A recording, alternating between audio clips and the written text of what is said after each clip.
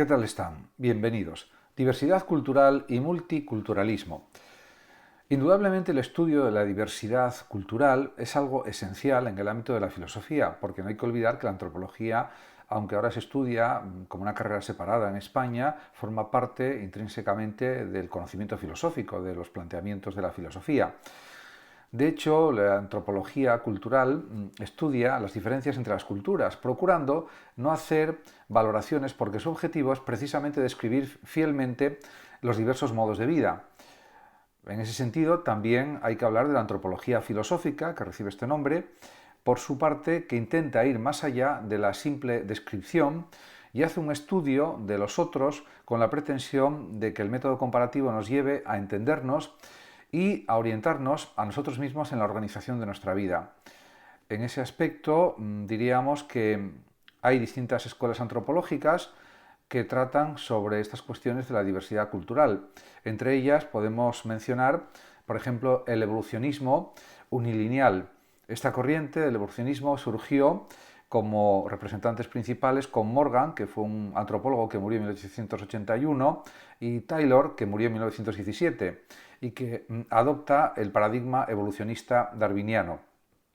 Se denomina además evolucionismo lineal porque considera que todas las sociedades han pasado o pasarán por idénticas fases de desarrollo en una misma escala evolutiva: salvajismo, que representa caza y recolección; barbarie, agricultura y metalurgia; y por último civilización, culturas de carácter urbano y conocimiento de la escritura. La investigación de estos evolucionistas pretendía explicar la existencia de culturas extremadamente primitivas en nuestros días. De esta forma podemos llegar a la conclusión de que estas culturas pueden identificarse con la cultura prehistórica, por ejemplo. Es decir, que los pueblos primitivos son como fósiles de nuestro pasado. Por otra parte, hay otra corriente antropológica o escuela antropológica que se denomina el difusionismo. A principios del siglo XX aparecen dos escuelas, una británica y otra alemana, que intentan explicar la diversidad cultural no tanto por el propio desarrollo de cada cultura a lo largo de la historia, sino por la historia de los contactos que cada cultura ha tenido a lo largo del tiempo.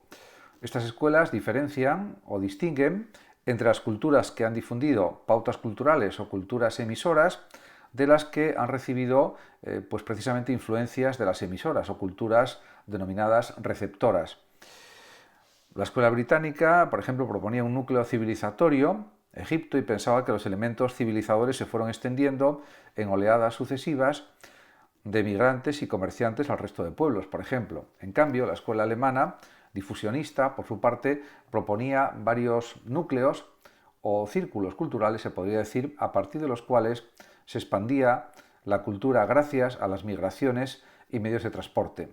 También mantenía que han existido diversas épocas de expansión. En cuanto al particularismo histórico, es otra corriente o escuela antropológica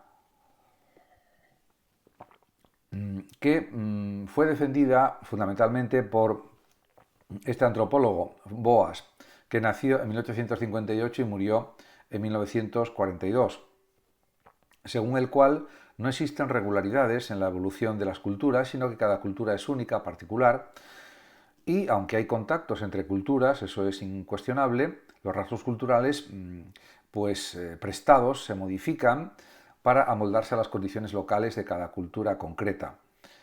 Por ello, cada cultura es el resultado de una adaptación singular al contexto natural, ambiental, social, etc. Esta teoría, por otra parte, no establece jerarquías y considera que las distintas culturas tienen igual valor.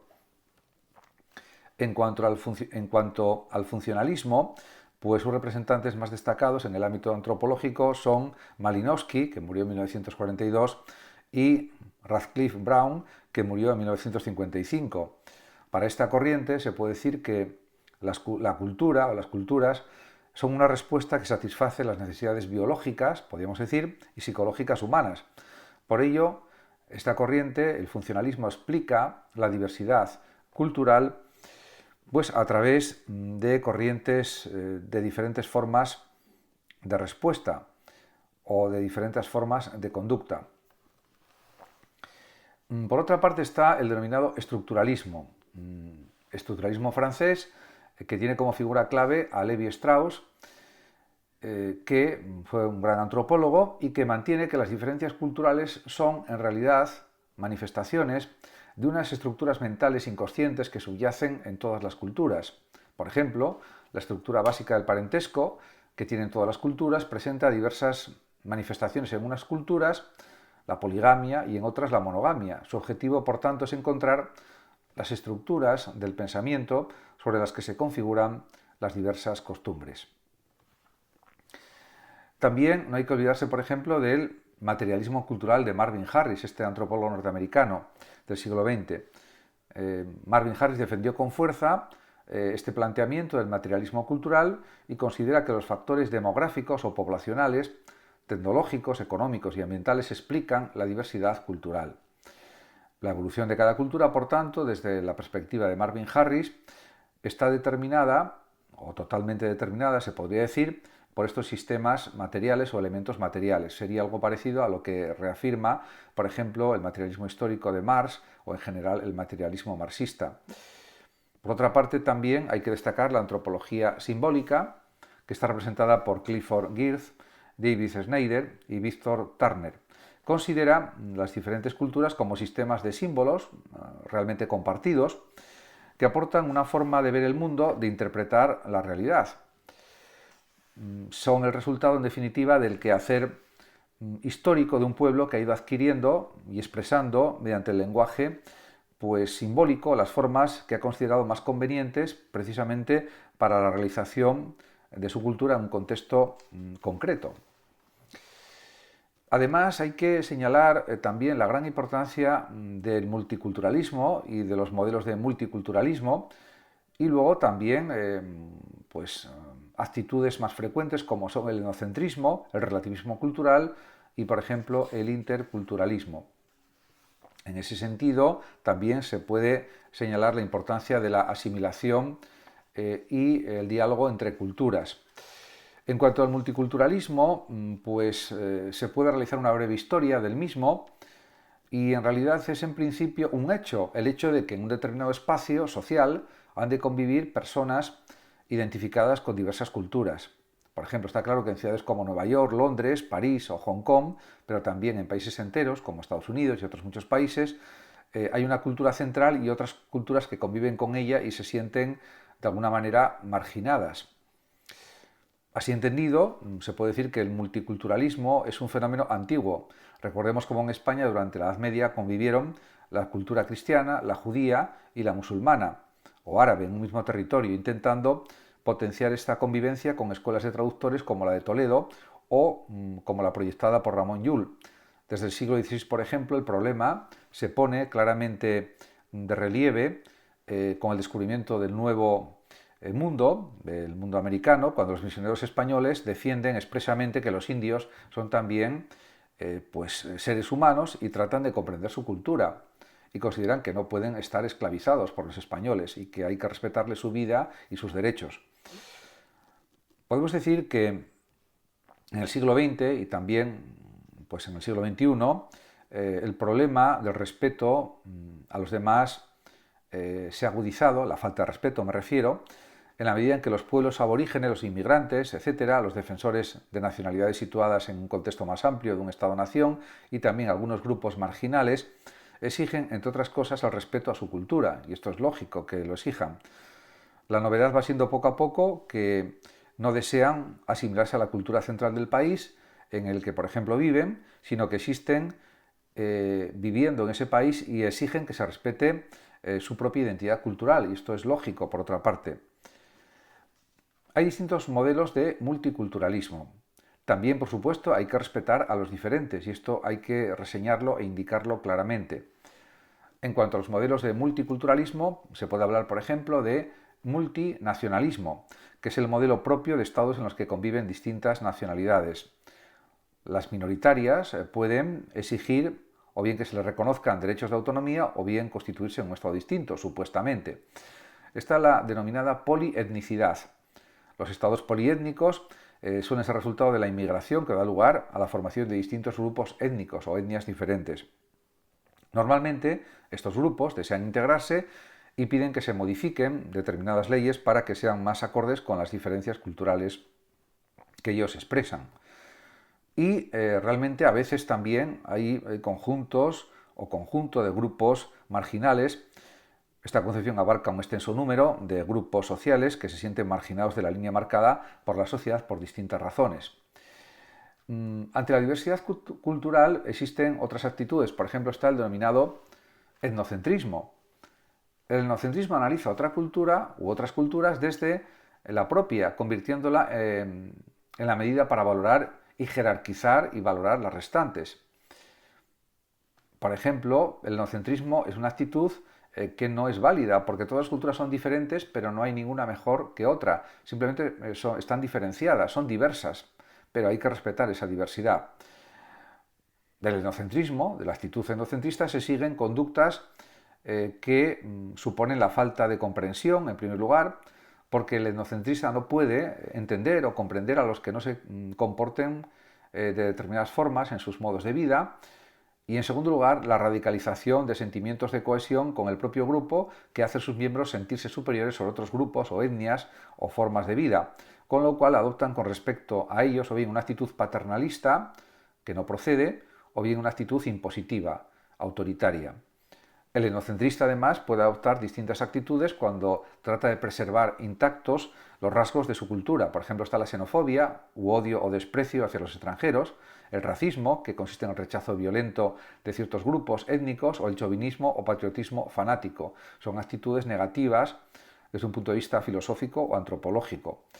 También es verdad que a veces se extiende una posición que podemos llamar de aporofobia, que supone la aversión y el desprecio a los pobres, algo que está muy mal también desde un punto de vista ético, psicológico y filosófico, y también desde un punto de vista antropológico, por supuesto. En cuanto al relativismo cultural, se opone al universalismo cultural o al universalismo ético o moral, se podría decir. El relativismo cultural lo que propone es analizar las diferentes culturas desde sus propios valores y no desde los de una cultura ajena, y recomienda mostrarse tolerante con las diferentes expresiones culturales. Se puede ser relativista cultural hasta cierto punto, pero luego a nivel de comportamientos y de respeto a las normas morales y a las leyes, pues tiene que haber un cierto universalismo ético o moral, un cierto universalismo de respeto a las leyes también, porque de otra forma no se consigue una cohesión social. El que predomine el universalismo ético no significa que no pueda haber un cierto relativismo cultural respecto a gustos, modas, planteamientos acerca de la vida en general. Se puede admitir ese relativismo cultural hasta un cierto nivel, pero luego cuando se habla de comportamientos cotidianos tiene que haber un respeto a las normas. Y eso es lo que plantea que tenga que haber una ética mínima. Esa ética mínima, podemos precisamente decir que es el universalismo ético, algo reclamado por distintos filósofos europeos de todo tipo, españoles, franceses, ingleses, alemanes, etc. Estoy pensando, por ejemplo, en Marcus Gabriel, que es un filósofo alemán, que insiste en la importancia del universalismo ético o moral para que haya una mejor convivencia social en todos los países europeos y también, por extensión, en todo el mundo. Eso es algo también muy evidente y muy claro. Por otra parte está el denominado interculturalismo. El interculturalismo podemos decir que parte del respeto a otras culturas, pero supera las creencias y supera sobre todo las carencias del relativismo ético al propugnar el encuentro entre las diferentes culturas en pie de igualdad. Tiene que haber una buena relación entre culturas, entre la cultura musulmana, judía, cristiana, cultura podemos considerar atea o agnóstica, como lo queramos denominar, y por lo tanto también promocionar el diálogo intercultural entre las culturas y también comprender la complejidad de las relaciones entre las diversas culturas, tanto en el terreno personal como en el comunitario o social. Por supuesto, en definitiva, se puede decir que el interculturalismo pues realmente propone aprender a convivir de una forma pacífica y de una forma sosegada en un mundo plural, cada vez más plural, y defender a la humanidad en su conjunto, independientemente de las diferencias culturales. Y eso pues, es una propuesta muy válida, muy positiva, por supuesto. En definitiva, se puede decir que el interculturalismo no solo respeta el hecho de las diferencias culturales, sino que podemos decir que lo valora positivamente. En este aspecto, podemos decir que todas las culturas tienen imperfecciones, tienen cosas que siguen avanzando en ellas y, por supuesto, hay que comprender valores, actitudes, costumbres diferentes a las nuestras y también lo que supone de posibilidad de enriquecimiento mutuo entre las sociedades, entre las personas, entre los ciudadanos. Por ejemplo, los cristianos pueden aprender muchos comportamientos, muchas conductas, pueden integrarlas también en su bagaje cultural, propias de los musulmanes o de los judíos mismamente. En definitiva, todas las culturas se enriquecen unas con otras.